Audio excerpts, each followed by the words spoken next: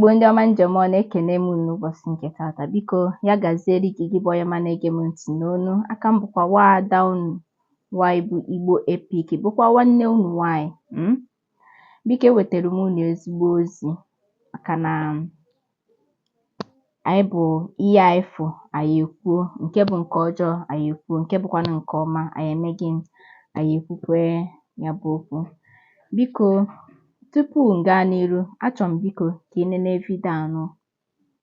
The other Aji nọ na Lagos na-akọfusi akụkọ ikretiri page is all you do. All you do because ị gaa na WhatsApp private calls ndị mmadụ esi ha chọrọ gị go recharge card, chọrọ gị including me. Thank God iji ọnụ gị na camera that I gave you. Ichefuzie na shoe nwere size. Nche echiche gbasara gị. If I think about you, because I'm na agụrụ ji gị steeti, nchere gị echiche isi gị awụ isi anọ ịma mma ka ọ ga-esi wee rute gị. I don't forget. Ọ bụrụkwa egwucha n'ịntanetị egiche na end nata. I don't forget. If I forget, Chineke gbuo m. If I ever forget, mba akwa n'ili. Mgbe ị ga-ehiwe ụra ka m ma echeta gị. Go and mark my word today. Onye na-ekwu ma ọma onwe ya na-ezuzu arị na ladịkpọ. If you forget, m ele gị anya. At all cost, and my people see no Kenya ala wizo ato. The highest days it will take an Xmas will come is 365 days. One thing all of you, one after the other. Oboromba, on wire. Mrizo, enwere ebe ọ na-agbakpunye mmiri na onye ọbụla enwekwa obi ọcha pụta n'ezi. Mana ọ pụta, the ground will still be wet. It may take time. Mana miri ya n'ọnụ is ya n'ụkwụ is a promise. It's a promise him man forget. Okwe on camera. Era nke ọgọvanọ eziokwu. I were picture mmụọ gị because e nwere onye nwere nke gị nwa ka njọ, you no get anybody. When level spiritual and physical ahụ ọnụ ka i were. You don't even have any value. Na akọ eri. The other idiot ka ewere igodo anya kpuchie ọgọvanọ eziokwu your problem. I've told Reverend Ifrem, esi ga-esu gị ọkụ, you won't remain.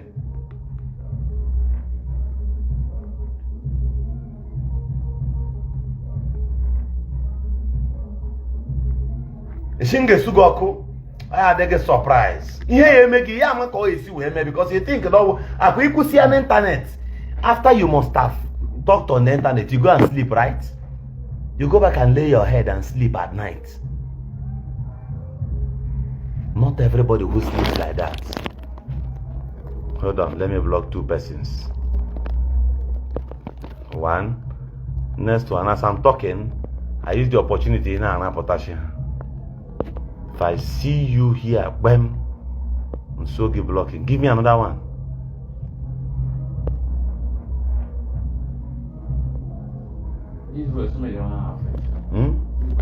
No, I don't care. Let them delete it because of this background and this music. I'll delete it later. But let me just finish what I'm saying. So you make a video, you got here. You change a governance of people. I get here. Is a lie, obugash. Get prepared. Even any coke, le kowada coke anya. Ije me meje coke. I swear to God, look at it very, very well. I stopped teaching certain negativities online because I don't have any of you, man. I will use one article on you. Also, Lagos. Also, the whole room Lagos. It will take time. I know.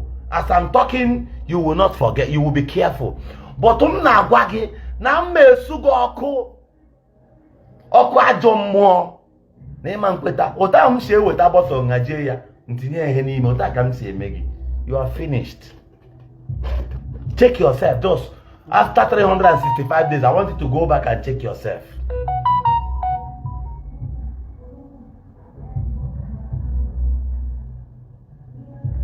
I'm telling you, it doesn't take time. Remember. Some of you are married in Nigeria. It was just mistake. You think it's play, right? You think it's play. And when I name Oyibama Bible gelu, you with a Bible guy, I know it better. Give back a man the practice spiritism. I no go leave you. I no go. Joe people wey know me, go to Ngopala. Say people they come, go and ask about me. I know they forgive, I know they forget. 100%. You know, but also give me today. Like, a federal house member whom I delivered them. No, Bashi. Here you imagine the federal house, no be me. Now me do, I mean the federal house. Now me go campaign, now me do everything finish. For and from Ngopala, you win here. But in Ngopala na bombisi. Man, I'll be a muscle. Now, I'm going to put you to 50,000 to become media aid. They graduate and they are accepting the money. Where we are at the next election, and you will fall inside. All my that will do it.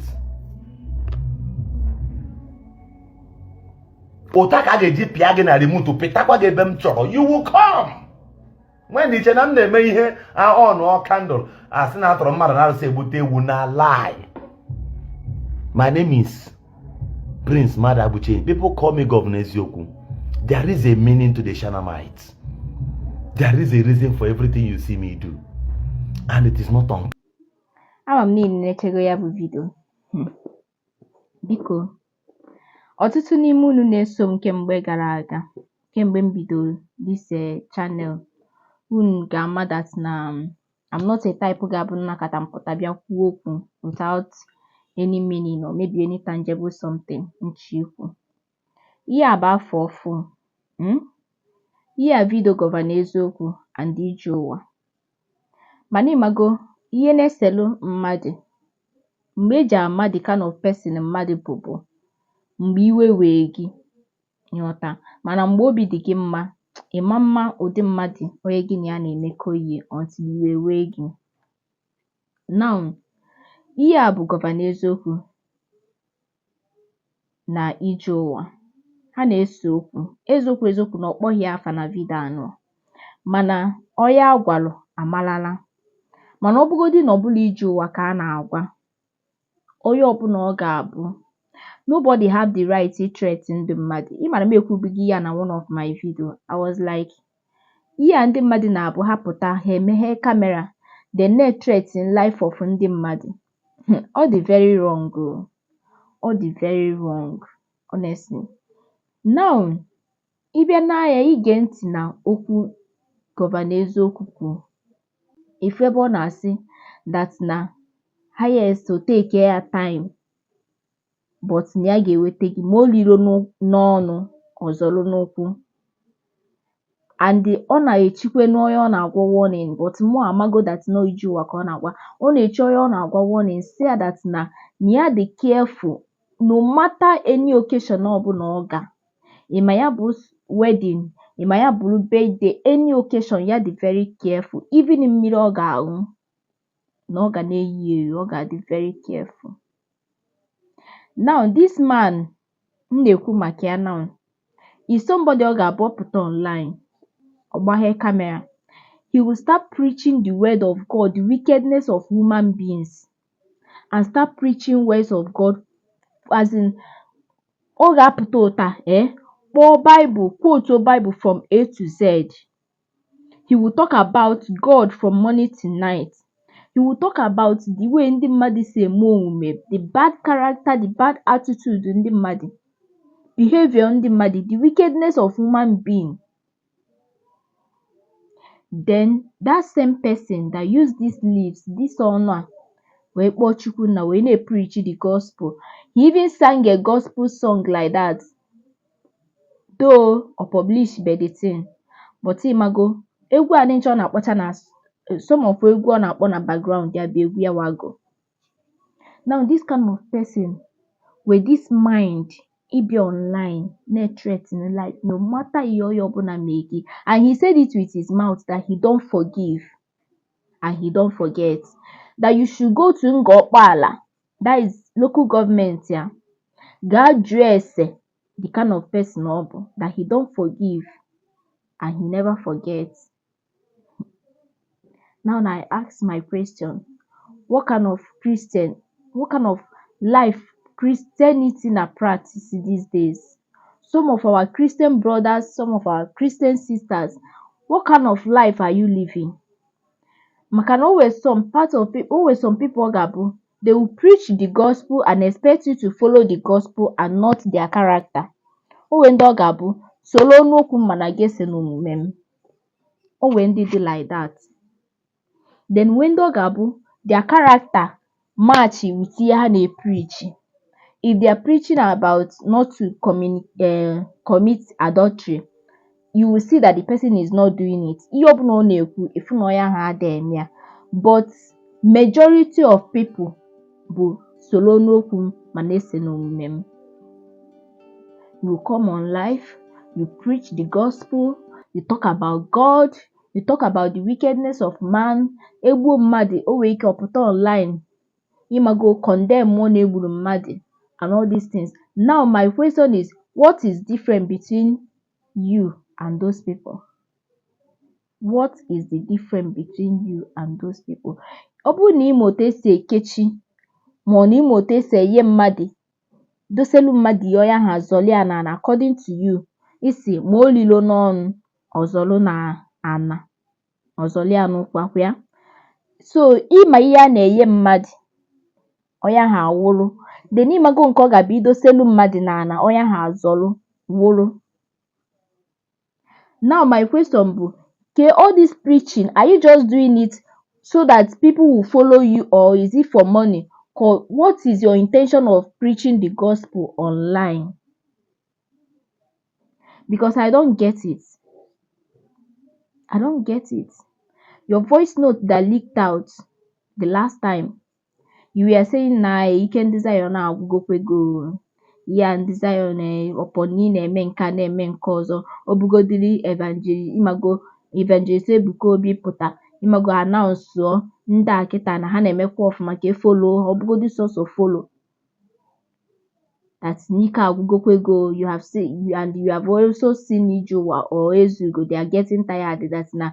Don't doubt me now. Before you know it, how are they tired? That means you are not doing it willingly or trying to defend the body of Christ. You are doing it because you want to gain something. That is exactly what you people are doing. Because you want to gain something. Ejibe Maya Mana for Evangelist Ebuka Obi. I got to in Zion Ministry. But I'm a Christian. Yes, there is no doubt that they were fake men of God. In fact, majority of them kita putazin ichego. Nobody ndị ga-abịakwute kita ifuna. All depend the kind of spirit in the ota no kita no nga ha na church gị. If I'm not comfortable, I will leave. I'm not even a type na agbagharị na church. That is me. But you see me, I'm not part of people now, no matter whether it may be fake or may be real. I don't insult men of God. I don't insult women of God. I don't insult anything that has to. The Bible said that touch not my anointing and do my prophet no harm. And I always tell people that now, don't expect pastors to be 100% perfect, because they are human beings like you and also human beings like me. So they can actually do one or two things, thinking that is the right thing. The Holy Spirit in a daily thinking that is the right thing, but in the eyes of men, they did it in their own understanding. But in the eyes of men, so that is why they are human beings. They are not God, but they are representing God in this real life. Oh, how about fire? Now, all these threats, image, and all these things now, you are actually campaigning for local government chairman, but unfortunately, Obuni win here. Now you are out for Senate or whatever, I don't even know, for 2017. You want a position, a government official, government this thing. Then this is the kind of thing that came out.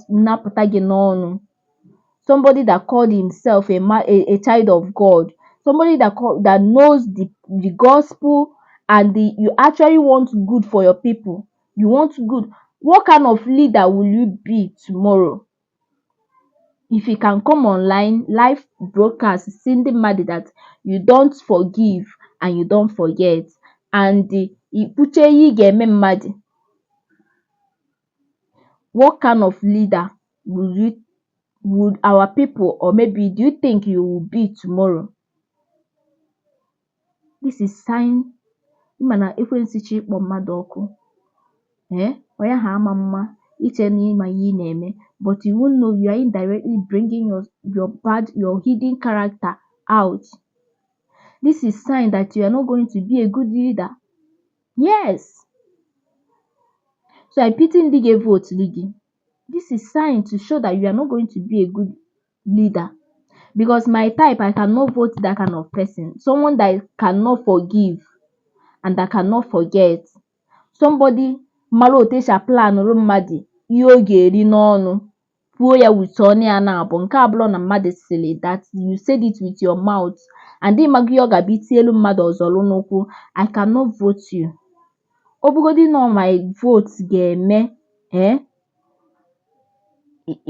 ka eze afịa, no my vote ga-eme gị i survive na all the thing chọọ ime gị, I won't vote for you because deep down inside you, onwelo ka mmadụ kwuo okwu na ọ cheli eche.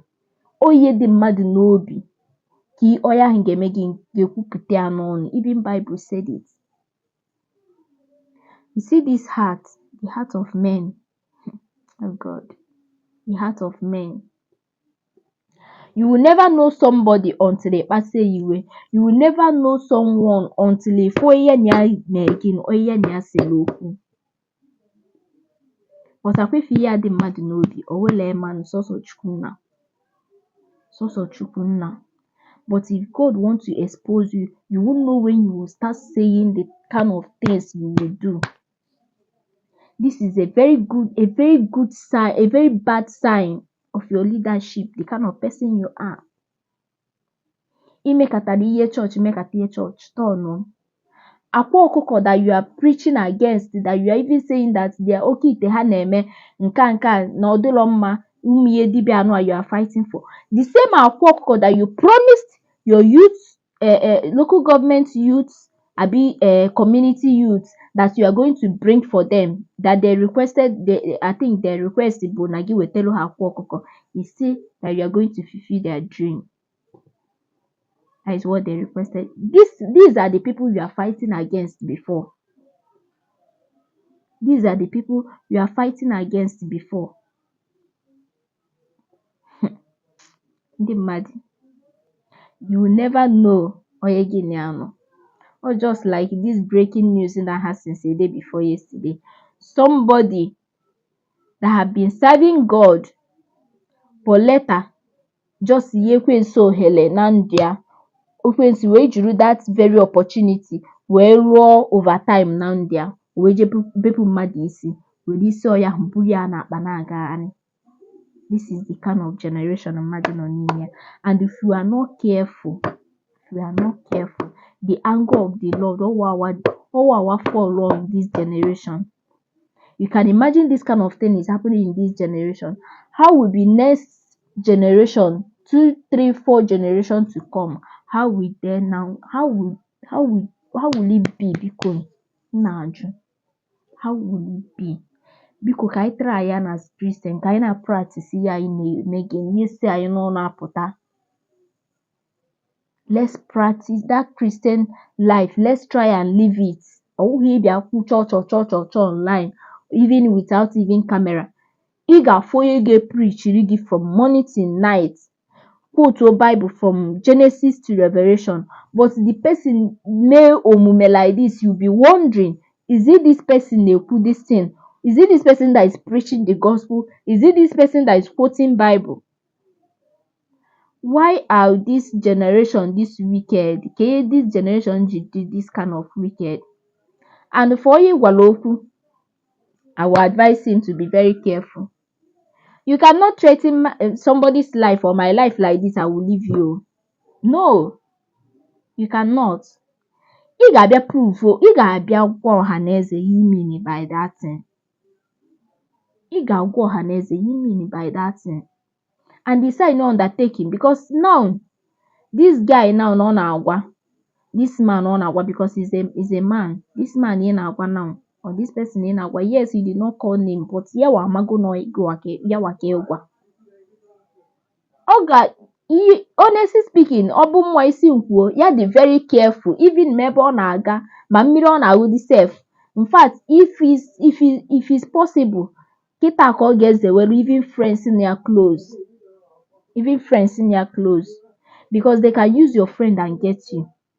They can use your bestie and get you. They can use your family member and get you. So now Nkukushiki is very careful about his life because his life has been threatened already by so-called child of God that is coming out for one senate like that. You want to lead more than 1,000 or 5,000 people. Because imagine now, even our local governments, definitely have got more than 10,000 people there now. Or maybe more than 5,000 people. You want to become their leader with this kind of thing that you voiced out, or with this attitude of yours. I'm sorry. Cannot be a good leader at all. Can't make a good leader. I can't vote. I can't even dream of voting this kind of person. I can't even think of it. No, this system I know I've been thinking. What will push you? What will push you to say this kind of thing? What will push you to threaten someone's life? What will be that thing Madi Megi? As long as Noya he bupulo gobala, even Noya bupu di gobala. We sin every day, 24 hours in a menjo. We expect God to forgive us. What is it that somebody made that you can never forget and forgive? To the extent that you have to even warn the person. Now be watchful of his life from that day he made the video henceforth. Just because of gain. Because Noya and Abia camera will see your picture and you warn him about it, Abi. Then owe mekwe ya again. That is all. Ọsịghọ na igburu mmadụ, ọsịghọ na o were onye pigbu, o were onye na-alụ uyi ya, na normal thing unu na-eme na Facebook. Akwasaga. Normal thing. Onweghị mgbe o ji gbuo gị. It's just that na ofu ihe you feel like this is the wrong thing ime. Ọ bịa kwuo ya. I'm not in support of mmadụ drag name mmadụ.